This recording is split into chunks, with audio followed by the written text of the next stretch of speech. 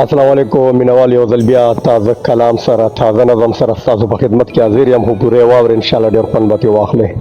وایي ربه په ځمکه دې دا څه روان دي، ظلم زیاتي پکې پاخه روان دي، د مظلومانو د کلیسو کتو په اول سر کې پښتانه روان دي او په حق ناره زندانی کړو ربه زما منظور ګرانې کې دی کړو ربه لږ حال زما د ګران وطن وګوره، لږ نور الله او ګیلمن وګوره، نه یې قصور نه یې ګناه کړې ده، د پښتنو سره یې وفا کړې ده او د پړوسي ملک ګیلمن نه یم، زما سره خپلو ناروا کړې ده. په شته خاوند کې یې مور غلا کړې ده، هغه زما د کام سودا کړې ده. په شته خاوند کې یې مور غلا کړې ده، هغه زما د کام سودا کړې ده. زه به اوس ښه په غدارانو شمار شم، ما چې رښتیا وینا کړې ده او که دروغ وایم وفاداره یم، کنې قسم دی ګناهګاره یم. او جي مین یم ښه سور مین یم، او جي مین یم ښه سور مین یم، خو په جینۍ نه په منظور مین یم.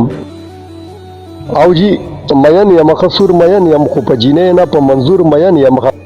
هغې نه ورستو زه په پیر مین یم، زه په زخمی وزیر مین یم او زه د منظور په ملاتړ مین یم، په نور الله عثمان کاکړ مین یم. زه ګورې سر د پاسه سر نه منم، پیروانه زه دې بیا لښکر نه منم، او زه دې پروا ګورې اغیاره نه کم، زه ګورې یره د واکداره نه کم، او زه غیرتي یم پښتون یم، زه غیرتي یم پښتون یم، زه د خلاف د تور قانون یم، او ما د منظور لکه لیلا ګرانه ده او زه پې مین لکه مجنون یم.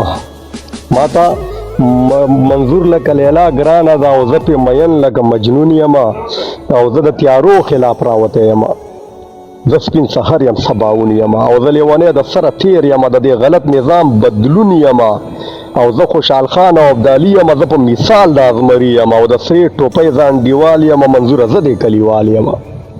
د سرې ټوپۍ زه انډیوال یم، منظوره زه د کلیوال یم، او د بوټ خاوند د نور مې ونه چیړې، د بوټ خاوند د نور مې ونه چیړې، تنګ شوی زه د دې جنجال یم، او د جوز ماجوز غوندې سټاو خورم زه درته جوړ هغه دیوال یم، او زه درته جوړ هغه دیوال یم. اسلام آباد رب دې ښه تباه کا، اسلام آباد خدای دې ښه رسوا کا. تا په موږ لوبې ستمونه وکړل، تا په موږ ټول عمر ظلمونه وکړل، او ستا په وردۍ کې بېدردي ډېره ده، بس زموږ دومره بربادي ډېره ده. ستا په وردۍ کې بېدردي ډېره ده، بس زموږ دومره بربادي ډېره ده. او ستا د دروغو ټپه نه منمه، اوس دې د امن چغه نه منمه. ته لکه خیر د یو سوالګر اخلي، د پښتنو په سر ډالر اخلي، ته لکه خیر د یو سوالګر اخلي، د پښتنو په سر ډالر اخلي. نظیره اوس به یو کېده پکار دي، په دشمنانو سورېده پکار دي، په دشمنانو سورېده پکار دي.